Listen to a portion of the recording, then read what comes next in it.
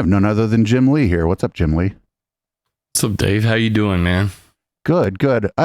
Before we start, I just want to, I didn't ever ask you to take down our first discussion. I just want to... I know. Put that on the record here. So I don't know why you keep saying that. I haven't actually said that, but... You said that in your own chat today. No, I didn't. Actually, the chat log's still there, so you can go look. Yeah, we'll check. I mean, it is what it is, dude. I mean, those were... What are we talking? 6 years ago we last talked. Yeah, and like I said, literally, in the email you sent to me too, you said that I wanted you to take down the video, and I never said that. I have it on my own website. I will concede that you never said that. All right, cool. So, other than that, what's been up with you? What's up with the plane farts? Why did you change from plane farts or from chemtrails or stratospheric aerosol injection to plane farts? I think we both know the answer to that. No. Take a guess. Because chemtrails is a fucking joke. Well, the community is a joke. I think you still believe in the overall overarching conspiracy theory. The community is a joke. We can agree on that. Define the conspiracy theory, and I'll tell you whether I believe in it. You do a whole channel about it, my friend. It's the idea that jetliners are spraying things in the atmosphere to alter the atmosphere, like intentionally. I don't think you actually watch my videos. Like, I mean, I was actually watching right before here, and I was debating whether or not to actually have this conversation. And you had a video from 8 days ago. You were watching Madison Star Moon. I'll concede, I was laughing my balls off because it is crazy. And I think that if you look back to the very first article I ever wrote about chemtrails, I stated very clearly in the very first article I ever wrote, I believe this is pollution, but people call it chemtrails. So when you get into a debate about semantics, which is basically, I had a debate with Mick West. Did you? Yeah, you bring up Mick West a lot. Mick West is a joke. Did you know that Mick West takes Eric Weinstein seriously? I don't know if you know who Eric Weinstein is. Dude, I mean, the guy should have stuck to making Tony Hawk Pro Skater and moved on. I wouldn't say that about him. It's just he's a little too credulous to crackpots. That's all. Well, I mean, who do they go to? National Geographic, like if anybody wants Joe Rogan, if they want to debunk chemtrails, they call this guy. Meanwhile, they ignore so much of the information that's out there. Well, what information do you think people ignore? Well, I mean, for example, that, where do you start? There's two sides to this story. Now, there's the commercial side, and then there's the military side. And I try to make the argument to people that 99.5% of what you're seeing is commercial, is contrails, is pollution. And then there might be the 0.5% that might be military, doing contrail suppression, contrail enhancement. For example, and even Mick West had to admit that I was right on this. Dr. Arnold J. Barnes from the Phillips Lab, Hanscom Air Force Base, he had this paper where he gave a presentation. It was called Weather Test Technology Symposium 1997. Gave a presentation to the United States Army and Air Force simultaneously. And in the PowerPoint presentation, it said current capabilities 1997, create, suppress, cirrus, contrails. And he went on to state why. He said, weather modification using carbon black. This is on the slide. I can bring it up or you can bring it up. I don't really care. But a single slide out of a longer talk isn't really, you know what I'm saying? Like I haven't seen the entire talk you're talking about. So you should listen to it sometime on your show. I pulled it from archive.org. It came from army.mil. So it came from the Army's website, and I downloaded the PowerPoint presentation, have the audio and his slide notes with it. And in it says carbon black weather modification, create cirrus/contrails. And the reason why the United States Air Force said that they would create clouds was to block out spy satellite optics and improve nighttime operations. Right, but my thing is the thing he was saying that they're doing it, or that it's like a thing that people potentially believe could happen? Because every time I get one of these like pieces of information, and I don't know this exact one, but if you remember, there's that famous one of what's that guy from the former CIA director, where they cut out like 8 or 10 seconds of it, right? But yeah, where Brennan's talking about it. Yeah, you listen to the rest of it, and it's clear that he's talking about things that could potentially happen in the future. Correct. But now I'll put a real big, question mark but on this. The CIA has a long history of weather warfare. The CIA was directly involved in Operation Popeye, which was the weather warfare over Vietnam. Henry Kissinger, the CIA, the United States Air Force Weather Reconnaissance Division, and the United States Naval Weapons Lab at China Lake, California, 19 individuals were involved in weather warfare for 5 years over Laos and Vietnam. And even the Secretary of Defense did not know this was going on. Well, maybe the Secretary of Defense didn't know it's going on, because the only people who think they know for sure that the United States military was responsible for example, the flooding of the Ho Chi Minh Trail, are people who, of your persuasion, who believe what I'm calling the chemtrails conspiracy theory. I think most people don't know if the U.S. military was there were 3 congressional hearings on it, 2 of which I have copies of, the entire transcripts. The third is still classified to this day. This led to the Environmental Modification Convention. The Weather Warfare Ban of 1978 was signed by the United Nations as a result of the weather warfare in Vietnam. Seymour Hersh was the first journalist who published in 1972 in the New York Times about Jack Anderson's reporting in the Pentagon Papers, because he saw a paper on Lyndon Johnson's desk about Operation Popeye.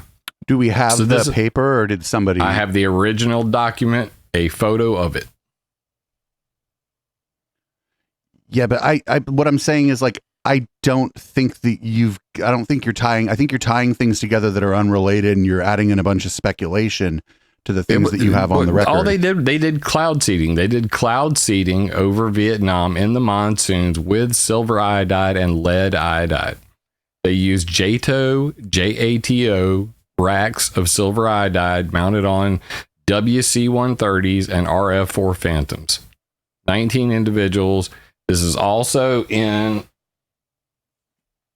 the most prominent weather historian's book on the planet, James Roger Fleming. I thought you were going to hold up. Forgive me for thinking that maybe you were going to hold up your own book.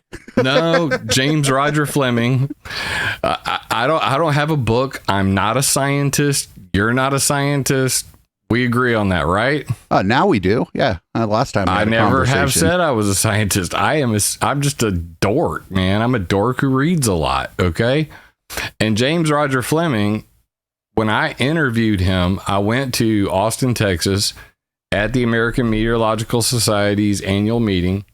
They have a thing called the 21st Conference on Planned and Inadvertent Weather Modification. I interviewed Dr. William Cotton, who was part of Project Storm Fury, steering hurricanes back in the 1970s. Do you wait? Let me stop you there. Do you believe that that any human entity has the capability to steer a hurricane? I do not believe in weather control. I believe in weather modification, the attempts to control weather, but nobody on the planet has been able to prove the efficacy of cloud seeding since 1946. So, though they may be sprinkling chemicals into clouds to make it rain or make it not rain, to this day, nobody can prove beyond a shadow of a doubt what they call scientific efficacy of cloud seeding. It's not what they call scientific efficacy. We can both agree that scientific efficacy is a term that means something, right? Right. But at the end of the day, they did Project Snowy. They did the, what was it called? The Wyoming Weather Modification Pilot Program, WMPP. They threw a whole bunch of money at it. after the National Academy of Sciences in 2001 said, our opinion is much the same as it was 40, 60 years ago, that to this day, nobody can prove that cloud seeding works. Well, I mean, the fact that the government threw a bunch of money at something, it doesn't really, about they thought they were trying to do remote viewing because the Soviets had us convinced that they were doing remote viewing. The men who stare at goats. Yeah. Well, it's not, I mean, that's a funny version of it, but that's a thing that actually happens. So like, I don't know, the fact that the government threw a bunch of money at something doesn't really mean that it was going to work or that there was even any reason to believe that it would, especially during the paranoia of the height of the Cold War. Agreed. But at the end of the day, so you have the CIA, you have well documented cases with the weather modification, the weather warfare over Vietnam. You just said a minute ago that we couldn't prove the scientific efficacy of cloud seeding, but now you're calling it weather warfare. Whether it was effective or not, an attempt was made to do weather warfare over Vietnam, which was dubbed Operation Popeye, which what led to the Weather Modification Reporting Act of 1972 in Congress, which led to the Environmental Modification Convention, which was signed and ratified by the United Nations, banning weather warfare. These are undeniable facts. Well, the last two are the two, like the UN thing and the US thing you're talking about. Those are undeniable facts, but I don't know that those things wouldn't have happened independent of this Operation Popeye that you're saying happened. Well, according to direct sources and James Roger Fleming himself, who's from Colby University, he's the top historian on weather modification in the world. I interviewed him at that 21st conference on weather modification.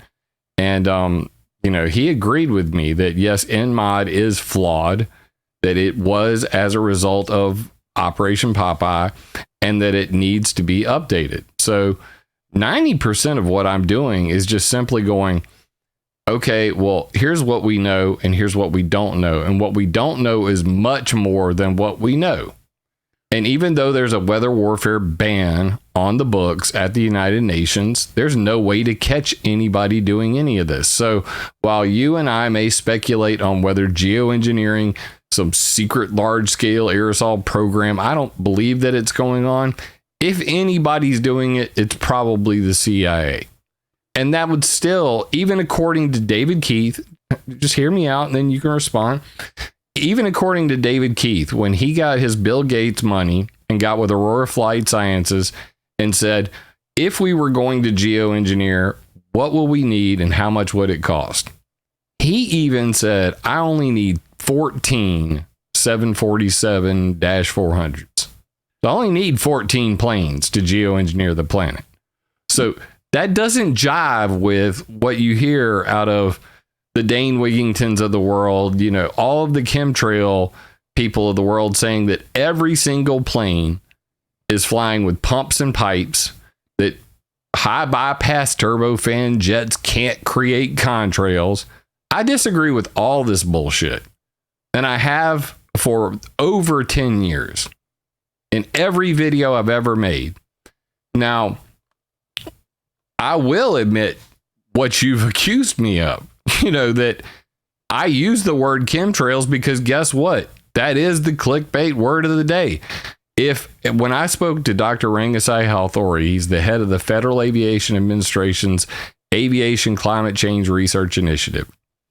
He's doing the access flights and the ECLIF, Indy Max flights, which are these tests on biofuels for contrail control.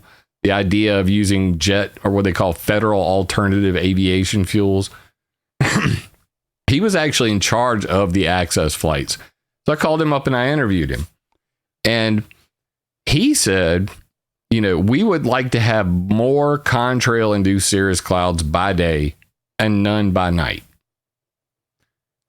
So can we stop? Because there's been a lot of stuff happened there. Like you said, a lot of things.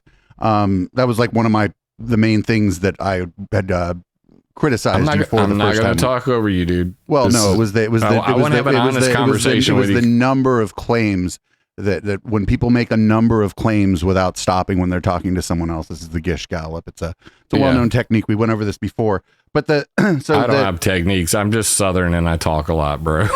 I mean, I know what you're doing. I'm more prepared for we'll call it your style of discussion this time than last time. The first thing you talked about is you said when David Keith got his Bill Gates money. Now, somebody who covers the things that I cover, that is just an immediate red flag. As soon as somebody says, "Oh, this person's funded by Bill Gates," the Bill Gates Foundation, gives money to all different kinds of different organizations, and they're not the primary funder for the vast majority of the people. This is not the Bill and Melinda Gates Foundation. This is what's called FICER, FICER. In fact, in the Aurora Flight Sciences paper, where he does the cost analysis of geoengineering, at the bottom of the paper, he thanks Bill Gates, FICER, for funding the research for the paper. FICER stands for Fund for Innovative Climate and Energy Research. Fund for Innovative Climate and Energy Research. FICER. Do you know how much money? Do you know how much money it was? I think altogether it was only like something like 20 million. It was a real low number, to be quite honest with you. They only funded 18 to 20 studies altogether. So Bill Gates basically came up with a fund and he said, "Here, I'm going to put this money in a pot for studying geoengineering." He had Ken Caldera and David Keith be the heads of the fund. So other scientists, if they wanted to get funded under FICER, which was Bill Gates' money, they had to go to David Keith and Ken Caldera, explain why they needed the money and what they were planning on studying, and that's how they got the money. Well, there are other funding sources for this kind of research. The National Science Foundation dwarfs what Bill Gates has funded for geoengineering studies. See, like coming back to that's why not just me, but the people like me are going to just be immediately incredibly skeptical of what you're saying, because you didn't say that. You're like, "Oh, he took his Bill Gates money," and then that's like, "Oh, you took your George Soros money, or you took your Rockefeller or your Rothschild's money," and that just for those of us who I would say monitor conspiracy communities, that's just like it's just immediate, like it's an immediate indication that what somebody's about to say is highly likely to be bullshit. Because they're like, insert boogeyman here, funding you want to look project. It up right now while we're on the air? Huh? I mean, you want to look it up while we're on the air? Look what? Because it's that paper. I'll pull it up right now. I'll send you a link and you can check it right now in real time.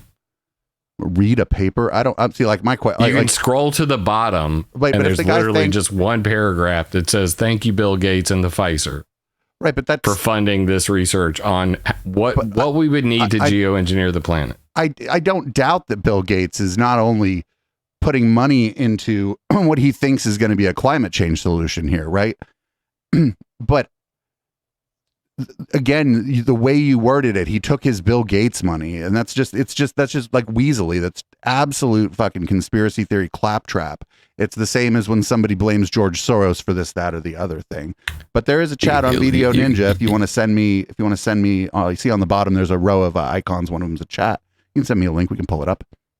Let me see real quick. I'm trying to find it down here. Please don't send me a link to your website.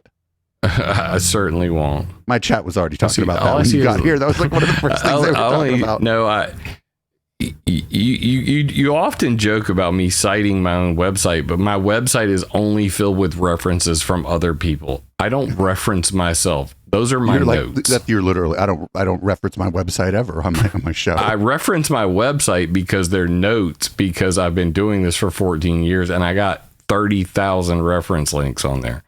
But the paper, I don't see a chat button, dude. It's on the bottom row, dude. It's easy to see. It's right next to your mute. Oh, it's covered by this YouTube video that's down here. Okay, I see it now.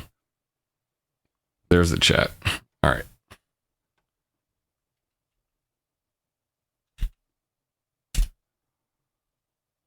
Copy this link. Yep, copy link address. All right, let's see what we got here. So, environmental research letters. This is from an open access journal. Citation. So first of all, this is where's the byline on this? I haven't. This is by from. Okay, I see it. It's Justin McClellan, David Keith. You know who David Keith is. Yeah, he's one of these guys like Bill Gates who needs to shut the fuck up. Clearly. It's just that he if you click on the PDF theories. link, if you click on the PDF link at the very top, where it says article PDF, and then when you scroll to the bottom, you're going to see a section that says acknowledgements. So we got where'd it go? From David Wilm. So there's helpful commentary. Funding for this work was provided by the Fund for Innovative Climate and Energy Research. Okay, if that's is Bill Gates the sole funder of that, or is he just part of that? You can click the link right there. It says keith.seas.harvard.edu FISER, and it explains it in pretty graphic detail right there. Grants for research are provided to the Harvard University from gifts made by Mr. Bill Gates from his personal funds. The activities of the FISER, Fund for Innovative Climate Energy Research, fall outside the scope of the activities of the Bill and Melinda Gates Foundation. FISER is not a foundation project and has no relationship with it. Okay. So what? Bill Gates funded the study, and in this study, he says, and you can see there's charts in there, we only need 14 planes to geoengineer the whole planet. That was the whole point of this. This was back in 2012. Right, so, but I mean, this is speculative. Correct. I mean, of course, all research papers are. So at the end of the day, some research papers aren't speculative. They gather data and they look up stuff. But yes, I understand that. Like for this stuff, it's all going to be speculative because they're not doing it. Right. I fully agree with that. In fact, of all of the geoengineering projects that people have claimed to have happened, only 2 have happened. And that was Russ George with ocean iron fertilization and the dumbass from Make Sunsets that threw a couple balloons in the sky. We saw your video about that. You didn't really, your video for that didn't really frame it like that. First of all, your title was clickbaity, which you kind of use it like, you're like, oh, well, my titles have to be clickbaity or whatever. But you said that it was a geoengineering project, and like, it wasn't. Have you been to the Make Sunsets website? They're claiming to be doing geoengineering, but from what I can tell, it's just a guy with a balloon. It's the most redneck, cheap ass version of geoengineering possible. I highly doubt that his balloon even made it to the stratosphere. It probably blew into a trailer park or something like that. But regardless, it was just a money-making scheme. The guy wanted to sell cooling credits. So people who want to, virtue signal and say, I'm saving the climate, they could, send money to him. And then it's kind of like, people who say, oh, if you send me money for every time you use my product, I'm going to plant a tree and it's going to help the environment. He was doing something similar and saying, if you send me money, I will send a balloon up with some, sulfur in it or whatever he had in it, and I'll do some SRM and that'll cool the planet. You're helping out cool the planet. You did a pretty long video about the balloon where the tone was, to my recollection, rather different than what you're saying here. It's exactly the same content. I'm just summing it up to 30 seconds. I don't have an hour to go on ad nauseum about how Mexico banned geoengineering as a result of some retard launching balloons. Let's try to not use like slurs on my channel if you don't mind. Okay, fair enough. But like, not everybody when they say, if you buy this product from me, I'm going to donate to somebody. I mean, I know these people were probably grifters, or maybe they were drinking their own Kool-Aid. But like, not everybody who does that. Like, if I tell you that I'm selling this shirt I'm wearing for Pride Month, and out of every shirt I'm donating $6.66 to the Lambda Legal Fund, do you think I'm lying? No, I mean, no, not at all. Well, my community is such that they're gonna ask for a receipt for that shit too. You're in San Francisco. I mean, I would expect that. That's totally acceptable in your realm. So why wouldn't you? Acceptable for anyone in any place to do that. Actually, the Lambda Legal Fund doesn't spend a lot of time protecting people in San Francisco anymore. I know as much about Lambda Legal Fund as you know about Operation Popeye. I've probably read more about Operation Popeye than you've read about Lambda Legal. That's fair. Okay.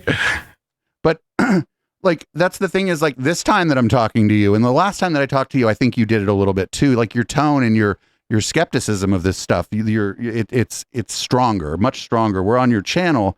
You're clearly talking to the chemtrails people. And I just see a pretty radical disconnect from the things you've told me versus the things we've seen on your channel. Because it's not, you said, oh, you're not watching, I'm not watching your channel. We're watching your channel.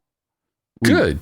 Every 2 weeks or so, we probably pull up a Jim Lee. If you did, then you would notice that the same plan of action has been in place since day one, to take chemtrail believers and turn them into contrail, advocate, people who care about the actual pollution side of this thing. Do you believe in climate change? Do you believe in global warming? Well, it's not a matter of belief, right? The fix is in, right? The consensus is in. Okay, so you believe that global warming is real, correct? Sure, yes. Okay, so you understand the climate warming aspects of contrails, yes?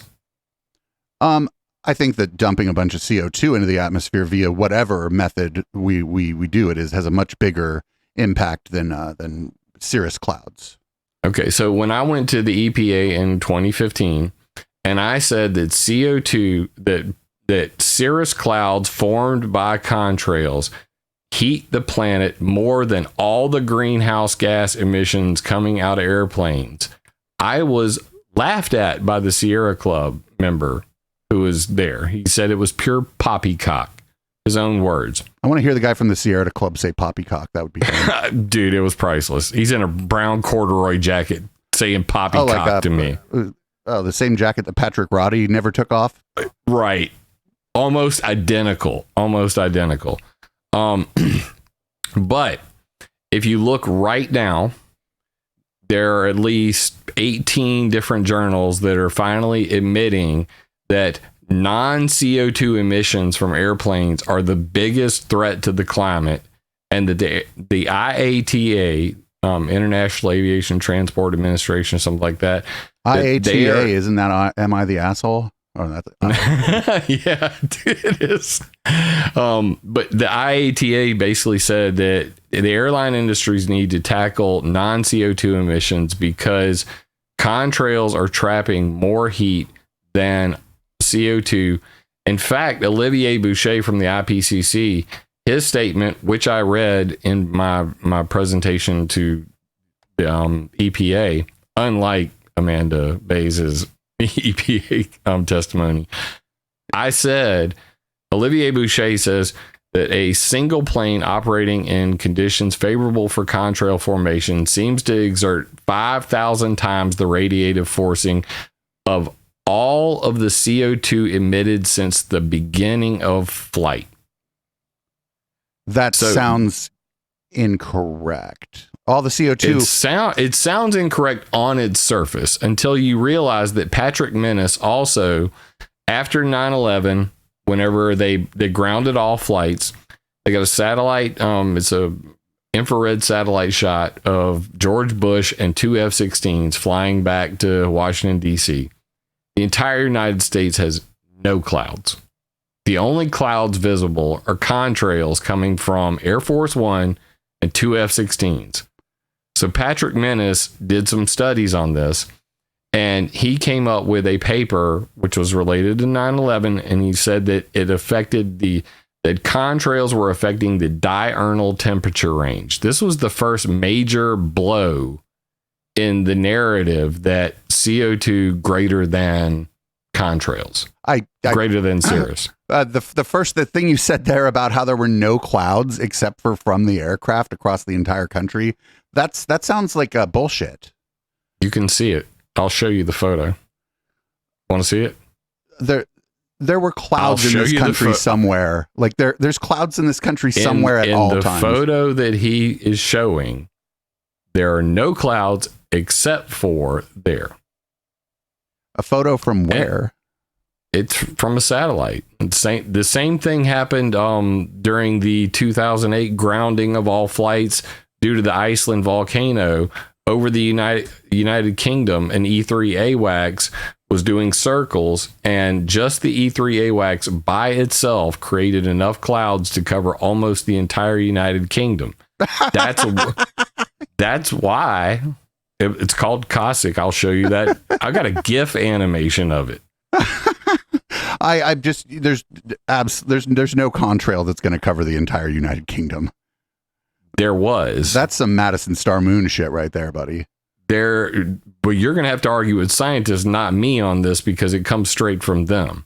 And there were scientific peer-reviewed journals on this, and that's why Olivier Boucher from the IPCC, I'm assuming you believe them.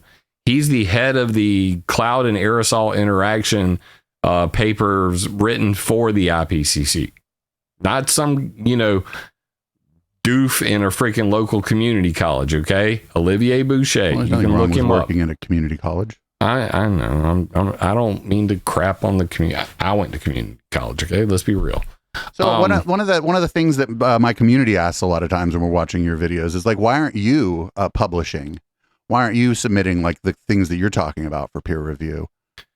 Well, I mean, honestly, because I'm not a scientist, A, B, I work 50 hours a week, dude. I mean, like, this is literally what I do online. I do between, spending time with my wife of 23 years. I have a 13-year-old daughter. I have a 6-year-old daughter, and I work 50 hours a week.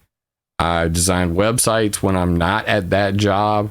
My father owns 96 trailers. So, it's a trailer park. I live in the finest double wide the Illuminati's ever paid for. I have no time. So literally everything I've done in my spare time, when I'm available to do it. So I'm no longer in that position. You'd be either proud or upset to know that I do this full time now.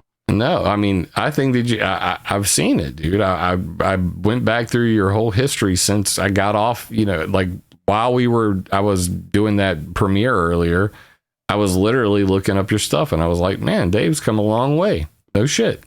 Props to you, dude. Yeah. And maybe now I'm the grifter. Yeah. I'm going to flip the script now. That's what's going to happen. I'm going to have to go buy this tinfoil hat from my website. All right.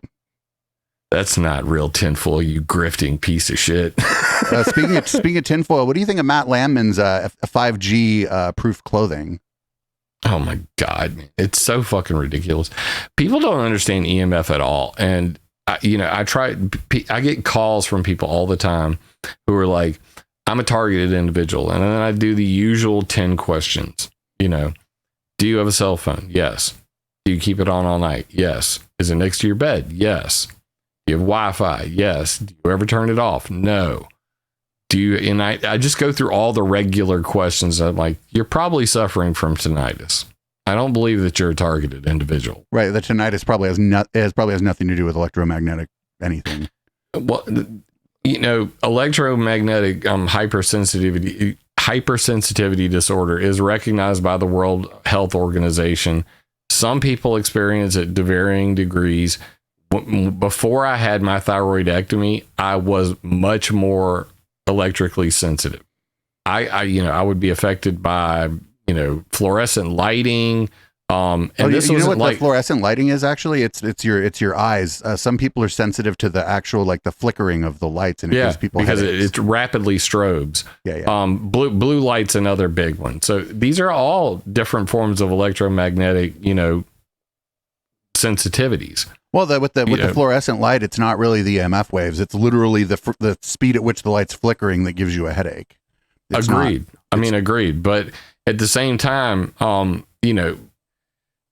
whatever they came up with the specific absorption rate for different EMF things. So like say with the cell phones, it's 4 watts SAR. So, they say specific or absorption rate. There's a body of scientists out there who say that it should be a whole body absorption rate, not a specific absorption rate, because clearly electromagnetic radiation is absorbed through the balls, your eyeballs, through your testicles, through fluid filled bodies first. And you're making me hella jealous right now, man. I haven't smoked weed in like 10 years. Please we stop. have the finest. I'm from Northern California. Oh God, dude, I want to move. I mean, seriously, South Carolina, it's so backwards. We're never, ever going to get it. But anyway, I digress. With the EMF thing, like, I don't get it. The whole fear of 5G. I've said, you don't understand electromagnetic radiation. 4G actually penetrates deeper into your skin than 5G does because it's millimeter waves. It only, can break the surface of the dermis. I don't think people really try to understand these things, but it's different when you're in close proximity to the transmitter. We can agree on that, right? It's about that there's the thing is, a lot of times there's other factors, and a lot of times those factors are going to be socioeconomic, because rich people don't live near the power lines and rich people don't live near the big cell tower. So we don't know for sure, like who's gonna die sooner, rich people or poor people? Always poor people, because no rich person's going to be in a hotel that literally has the top floor with cell phone tower emitters all along the front. Now, I just came back from Myrtle Beach. I'm looking at these hotels, all the top floors, they literally have them mounted on the side. So literally right above your door to your hotel room is a cell tower emitter.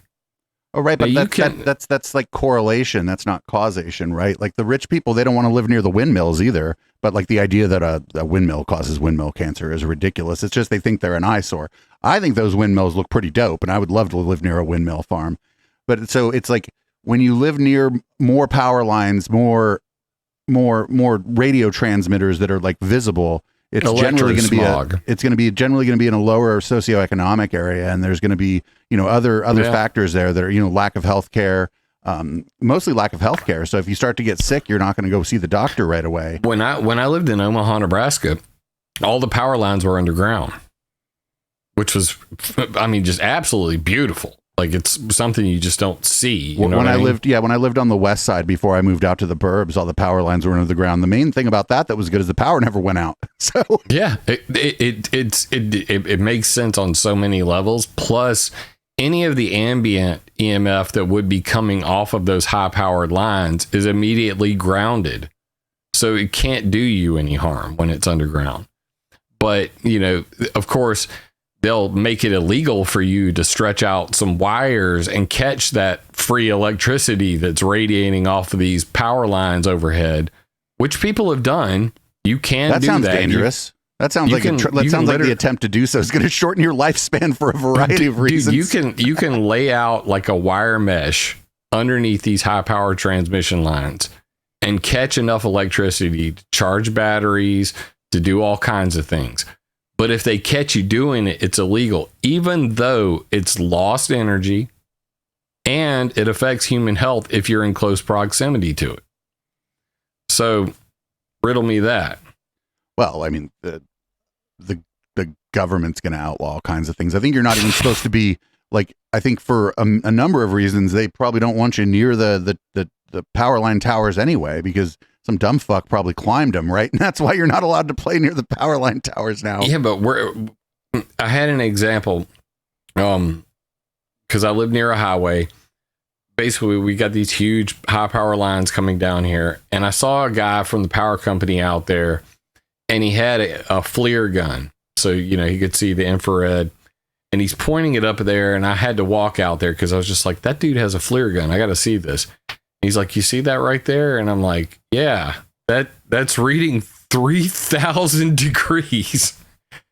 So basically, one of the connectors near the transmission box basically was heating that element up to 3,000 degrees. Now, you imagine the amount of power lost via heat, when it's transmitted to that much heat. So they had recognized that they were losing a lot of power, and then how much of that ends up as what they would call electrosmog or just ambient EMF. But those I don't know. Nobody knows. Well, just because something's generating heat doesn't mean it's generating a bunch of EMF. Well, when I did, somebody, I back when I was a little more paranoid, I had somebody send me a Geiger counter and an EMF meter. And then I was like, this thing's hokey as hell. Point the Geiger counter at your cat if you have one. Your cat's radioactive. I'm not kidding. I actually have an A-10 Warthog shell that was fired in Iraq, and they have depleted uranium bullets on the tip. And I've had this thing since I was like 10 years old. Because, my neighbor I would go about the business of not having that. Yeah, my neighbor, in fact, right here. So this is called a desert rose. You ever seen one of these? It looks like a shell, but it's obviously not. Looks like that is fused rock that came out of the hole from an A-10 Warthog's bullet, hitting sand and turning it into crystal instantly. Okay, so this came back. This was the first thing I checked with the Geiger counter from extreme heat. From extreme heat, yeah. Yeah. So just the extreme heat, the pressure of depleted uranium, plus the weight of it, compresses sand really quick. These things shoot out. They call them desert roses. But the shell itself lit up whenever I got near it with the Geiger counter. Oh, I thought if there's depleted uranium in it, it's gonna activate. Like I said, I would go about the business of not having things that I know are depleted uranium. I didn't know, but come on, bro. I got the thing was when I was 10 years old and I still worshiped the military. I wanted to be a pilot, and the A-10 Warthog was my favorite plane. What a badass plane. So whenever he said he was bringing back a shell, I kept it forever. It was right next to my bed. He even got like a piece of wood and made me a fake bullet tip to put in it. So I had a full size A-10 Warthog, 30 millimeter shell. And I had that thing for 20, 25, maybe 30 years before I found out the damn thing's radioactive. It'd been by my bed for like 20 years. But these are the kinds of things you don't think about. Anyway, we're going all over the place. No, that's fine. I'm not sure that the heating of something in the electrical system means that it's putting off EMF, either harmful not or necessarily, non-harmful. But I mean, because heat is IR, right? So yeah. So I mean, at the very least, you got electricity transmitting, turning into heat because of loss of energy.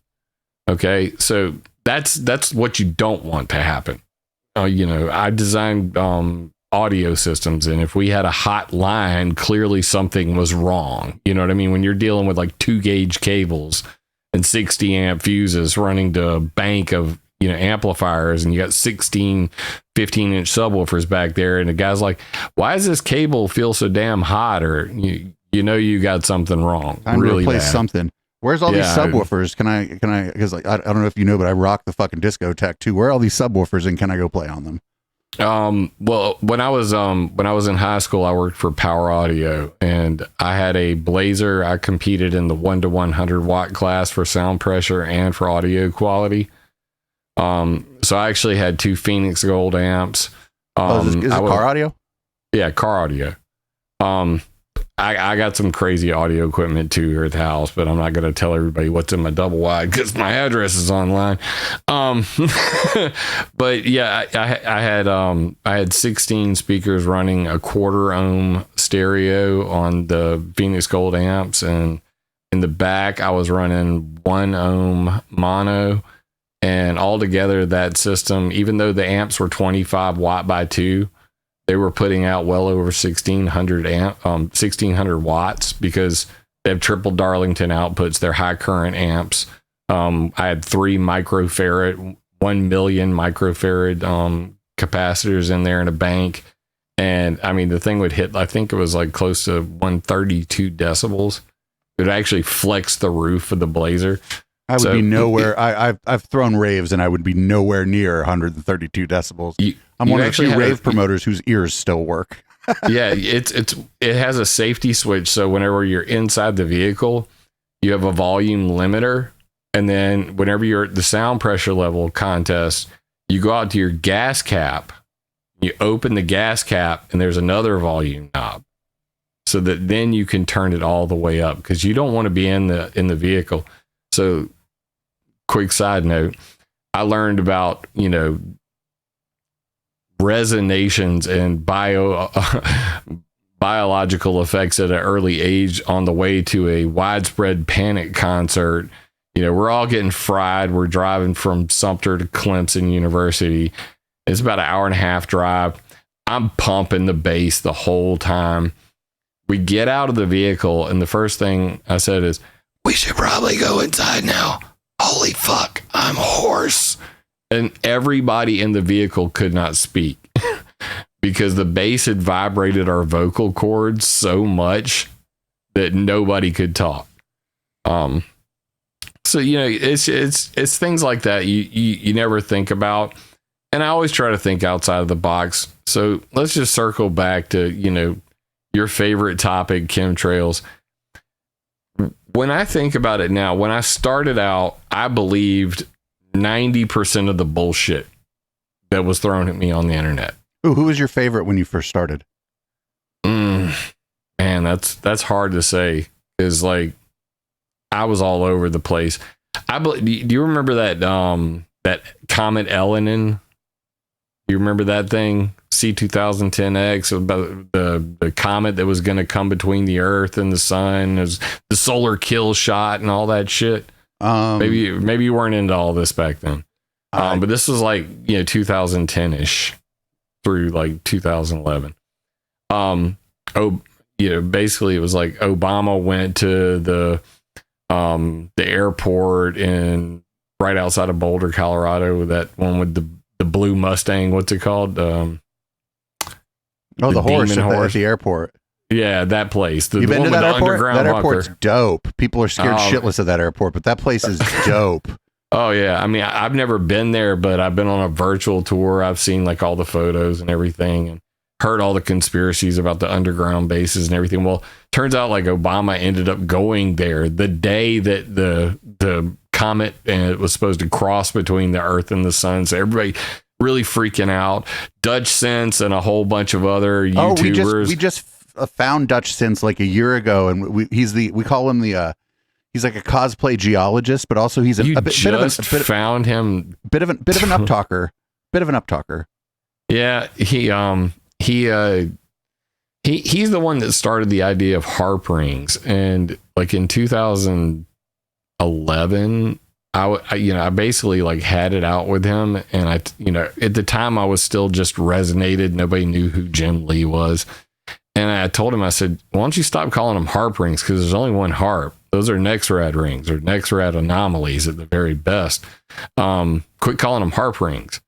And he immediately started to work overtime to try to figure out who I was. He's like, you're Scott Peterson from Weather Wars and all this shit, because my email was Weather Wars or something like that. And I was like, no, try again.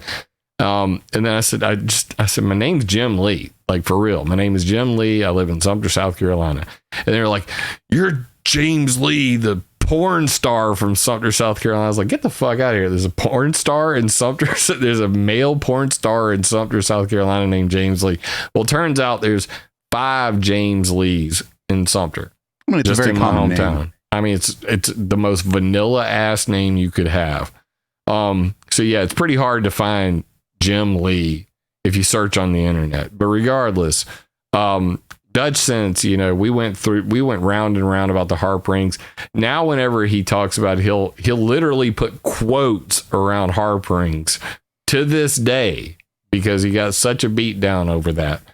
But, back then I believed all kinds of, random shit. And the point I was trying to make about Ellen, it was, there was just enough science in the conspiracies for me to bite it. You know what I mean? And I was telling my wife, oh my God, I think we probably should, get to high ground. Something bad could happen. And then when nothing happened at all, like it flew by, the world moved on, nobody died. I said, how the hell did I get played like this? And that's when I read a paper called The Anatomy of Slave Speak. And it's about language that maintains the master-slave relationship. That's interesting. And there was one more thing, and I'm glad you jumped on, but I do want to kind of move on to my other content. But I wanted to ask you one thing. The first video where I heard you talking about slave speak was right after you had raised money to go to HARP in Alaska. And so what happened with that? So what happened with that, like I said, I had Graves' disease. I've got the scar to prove it. Are you familiar with Graves' disease? Do you even know what it is? I'm unfamiliar. Okay, so hypothyroid, hyperthyroid. Hypo is whenever basically you gain weight, you're sluggish, you don't have enough thyroxine produced by your thyroid. Hyperthyroid is when your thyroid produces way too much thyroxine. The side effects of this are you constantly lose weight, you have tachycardia, you cannot sleep, and I already have restless leg syndrome, which was really bad. It got to the point where my legs would wiggle all night long. I would burn 10 pounds a night, and I'd get up in the morning and I couldn't even walk. So right before, because I really wanted to go there. I really did. But I had gotten to the point where I was starting to have panic attacks and I was passing out. No shame. I got no filters. And when I talked to my doctor about it, they were like, look, we need to get you in for emergency surgery. And they had scheduled me to go. Beach? Doing on the beach? My father plans a beach trip every year in June for my youngest daughter's birthday. So like right now, my wife and my kids are at the beach. She would throw a fit if she knew I was talking to you, because she's like, what good could come from this? And I'm like, maybe I can bury the hatchet, because I don't like having, bad karma just sitting around. I think that you're probably a reasonable dude. And I think that, just having an honest discussion with you, because when we last spoke, the other thing about Graves' disease is you're highly irritable and prone to, being excitable, which me being a fighter my entire life, me being, highly abrasive, which I'll admit to, obviously didn't lend any help to our last discussion because I am an asshole. But since I've had my thyroid removed, I've learned to really calm down. I've been able to calm down. I've been able to gain my weight back. I've been able to get my muscles back. It's been a complete 180. So at the time, I was very, very sick and I was pushing myself way too hard. And basically my heart was going into atrial fibrillation because of tachycardia. And the doctors were like, look, if we don't get you into surgery and get your thyroid removed, you're going to die of a heart attack. And that's just the plain, honest truth of it. And in 2018, I finally had my thyroid removed. And, since then, it's been a battle of just trying to, regulate my thyroid so that, because now I don't have a thyroid, so I got to take pills for the rest of my life. But regardless, I'm not the same guy I was before then, because I had Graves' disease for 10 years, from 2009 to 2018. So the thing that the people who are, let's say myself included, harsh critics of yours, we want to know, like, because you had a fundraiser at the time also going for your medical stuff. So we want to know, like, where'd the money from the HARP stuff go? I canceled it, and when I messaged people about it, everybody said, no, don't worry about it. Not a big deal. Because especially had you and a couple other guys really riding my ass about it. And my wife looked at me and she's like, well, just offer to give it back. And I went and I messaged everybody, and everybody I could message responded back, don't worry about it. Not a big deal. And it really wasn't that much money. Especially when you consider when I went to the AMS meeting, I raised like $10,000. I didn't hear you bitching about that. But that's because you went to the meeting. Fair enough. But still, I mean, we were talking like, what was it, like $3,000? It was less than $3,000. It's not like you raised $15,000 for a chemtrails documentary that you never made. But maybe we should not speak ill of the dead. Well, no, that's not true. Now, the AMS meeting was, I put $10,000 down as what it was going to cost, and I ended up raising like $7,800 to like $8,500. And even then, the guy that went with me was an Emmy award-winning producer.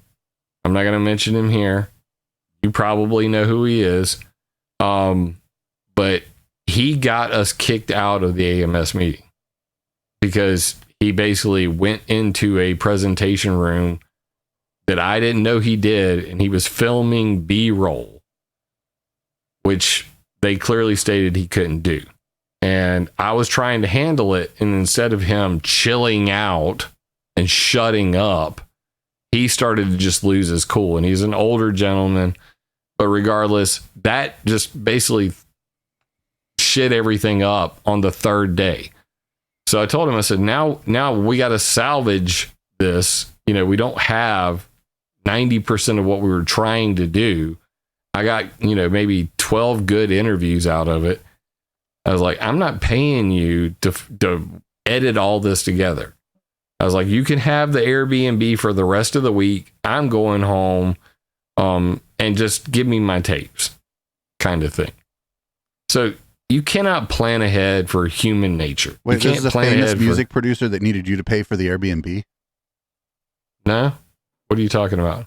You said you were there with a famous music producer, right? And this Jerry Day, he Emmy award winning video producer. He had the video equipment, he had the microphones, he had all the music equipment. Video producer. Okay, not like a music not producer. Music video producer. He won. All I know is he says he won an Emmy for some video production he did. I don't even know if that shit's true, to be quite honest with you. At the beginning of this, you called him an Emmy award-winning video producer. That's what he said, and it's on his website, so I went with it. And you know, he came highly recommended. He did do a good job. I mean, he recorded everything. I still have the videos, me interviewing the United States Naval Research Lab, Raytheon, William Cotton from Project Storm Fury, a couple other, really prominent people. I was supposed to be interviewing Alan Robach, the geoengineer, but I was interviewing James Roger Fleming, who wrote, this book right here. Whenever Alan Robach got out of his presentation and hauled ass down the hallway when he saw me. So much for that one. But regardless, you can't plan for all this stuff. And plus, I'm a complete noob. I'm a novice. You think I've ever gone anywhere and interviewed anybody? No, that was the first time. See, it's a learning process. I'm sure you've been through some shit while doing this. Something as simple as broadcasting, where things went horribly wrong. You didn't understand how it was going to work, or you're trying to hook up with somebody and do an interview. I'm actually, a fan of this Video Ninja. I watched a whole series on YouTube on how it works and all of that. So you're right. Video Ninja greater than Streamlabs or StreamYard any day. But I'd have to figure out how to integrate it into my Streamlabs. I do want to be able to do interviews with people and have more regular conversations. I'd considered Zoom, but you've turned me on to something new. So just one other thing, you say a lot of times that everything that you do is open source, and you're clearly running like Windows computers. I just want to know, what do you mean when you say open source in that case? Because for me, I've been working in technology before I was doing this, and to some extent I'm still working in technology. And when I hear people say open source, I'm thinking GNU software, Linux, free software, open source software. I don't know. What do you mean when you say that everything you do is open source? Do you just mean that you publish it all? I mean that anything that I put out on the internet, whether it's on my websites, the infographics I make, the videos I make, I put them all down as Creative Commons, non-commercial, international 4.0 attribution. Meaning that's my stuff's licensed that way too. Yeah, so it's free, it's open source. I'm not charging anybody for any of it. Do whatever the fuck you want to with it. Just give a link back to where you got it from. That's you know how an attribution license works. Yeah. So, and it's non-commercial, meaning you can't sell it. You got to get my permission if you want to sell it. So when Matt Landman went and made his Frankenskies movie and basically stole all of the newspaper articles off of weathermodificationhistory.com without referencing any of them. Wait, are you the original source of those newspaper articles? Yes. Dominic Marama. No, Dominic Marama, my friend from Canada, he put together 849 newspaper articles from Google News and New York Times, other different sources. you know how they have the newspaper article, they got the header on the front page, and then there's another portion on page 3 or something like that. He clipped them all out in Adobe Illustrator and then edited them into a single image. So you can imagine the amount of work it takes to put together 849 newspaper articles. Right, but I mean, you don't have any claim to the newspaper articles. All somebody did was clip them and put them together. Actually, that is the definition of a copyrightable graphic art. You have now taken something and in Adobe Illustrator, you've edited that into a single image and you've watermarked it. And he went and removed the watermarks, just downloaded them and put them in his documentary without ever getting permission, then sold the DVDs. To be fair, I don't think he sold many of those DVDs. No, I don't think he sold many either. But I mean, Dominic was like fucking fit to be tied. Like he wanted to sue. He's like, I want to sue this son of a bitch. You know? Interesting to see him try because he does not the original. Like it's like there are ways in which like I know from doing dance music, there are ways in which I can copyright my remix of something. But if somebody uses parts of my remix, the recognizable thing would be like the chorus from the song that I used, and that would actually be the person with the claim on it, not me, the person who remixed it. In fact, it would be a little bit more difficult. I know exactly what you're talking about. I just did a website for David Mancuso. He's a famous DJ from New York City, gay rights activist back in the 1970s. He was actually one of the, I guess you could say, Studio 54 was actually modeled after the private parties that David Mancuso was doing. I listened to his mixes. They're kind of mid, but it was a different time. The equipment was different. I mean, it was a different time, but he was actually one of the earliest, I guess you could say, influencers, because he had a direct relationship with the record labels, and they would come to him and say, will you play my album at your parties? And he, apparently at the time he had like the greatest sound system in New York City.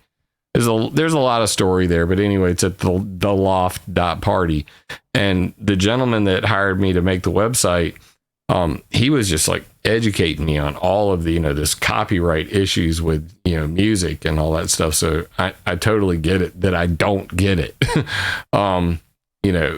Similarly, like that's neither here nor there, because I think if Matt Landman sold one of those DVDs, he sold 1,000 of them. Do you know what I'm saying? I think he gave them all away because it was like on a DVD at a time that like streaming was so big. I don't think he sold any of them. I think he probably sold more of his weird fucking. Did you see that he has an EMF proof nightgown? He probably sold more EMF proof nightgowns. It doesn't work. It doesn't work. That's a physical. What are you going to make a man-made Faraday cage and wear it?